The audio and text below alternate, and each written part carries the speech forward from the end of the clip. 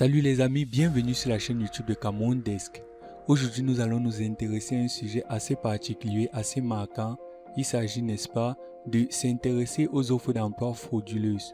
Comment les repérer et comment les déceler. Alors, laissez-moi vous faire un topo.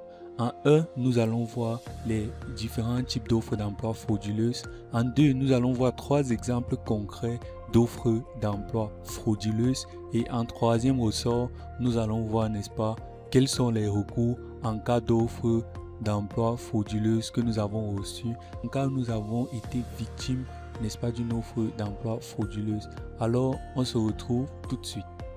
Alors, parlant des différents types d'offres d'emploi frauduleuses, il faut déjà dire que, n'est-ce pas, aujourd'hui, avec l'avancée du net, avec l'avancée du numérique, n'est-ce pas, et les différents moyens qu'offrent les nouvelles applications numériques et autres, de plus en plus de personnes s'évertuent à jouer les malins, n'est-ce pas, en tentant d'arnaquer, en tentant d'escroquer les uns et les autres en ligne à travers les offres d'emploi, n'est-ce pas, qui sont frauduleuses, les offres d'emploi qui sont infondées.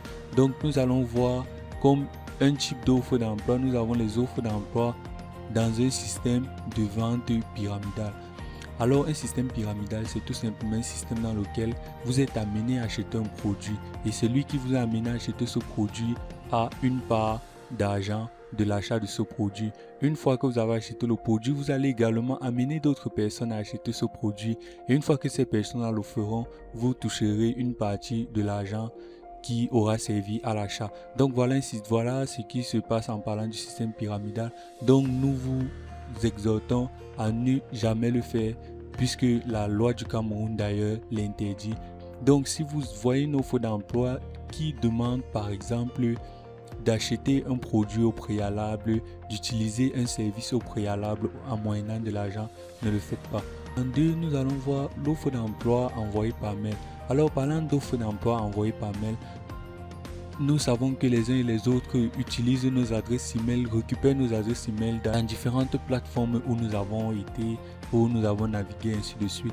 Donc il est probable, il est possible que vous recevez, n'est-ce pas, un email où on vous propose un emploi. Alors ce qu'il faut déjà dire, c'est que ces personnes-là le plus souvent utilisent les noms, n'est-ce pas, de sociétés ou d'entreprises assez connues. Donc nous vous demandons, nous vous prions de contacter très rapidement l'entreprise, n'est-ce pas, qui sera mise en évidence. Vous contactez et vous vous rassurez, n'est-ce pas, que cette offre qu'on vous a envoyée par mail est fondée et vous demandez également à l'entreprise de vous fournir les informations sur votre interlocuteur.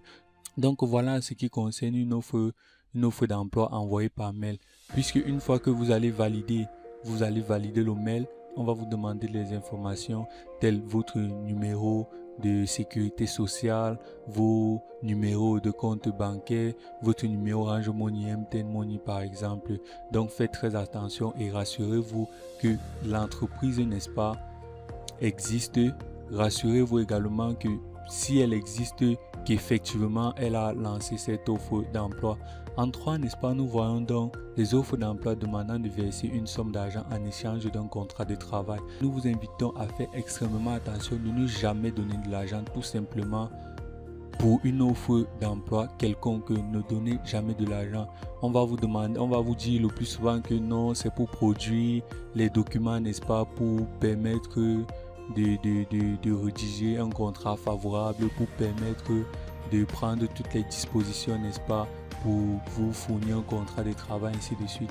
Nous vous invitons à faire extrêmement attention et à ne jamais donner de l'argent. Alors nous allons voir ici 3 exemples d'offres d'emploi frauduleuses.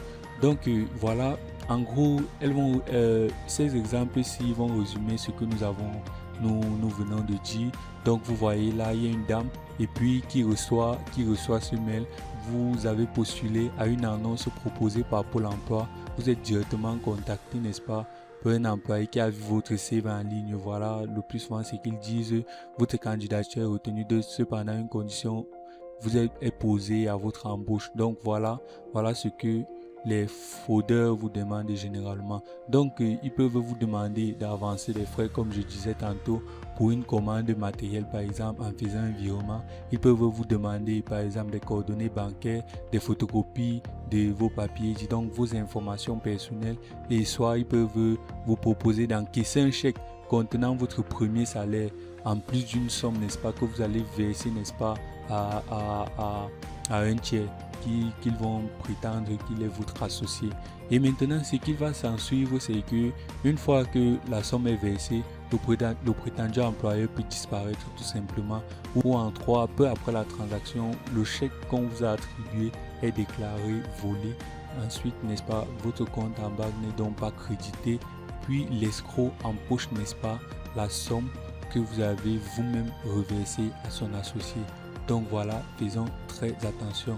Donc pour cela, nous allons voir les recours. Parlant des recours, nous avons au Mine-Postel un espace ouvert pour dénoncer tous ces actes, toutes ces annonces frauduleuses.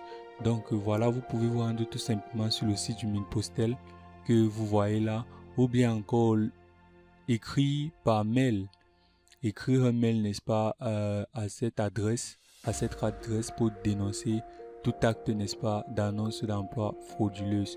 Si vous avez d'autres questions, nous vous attendons en commentaire. Ciao, ciao, bye bye.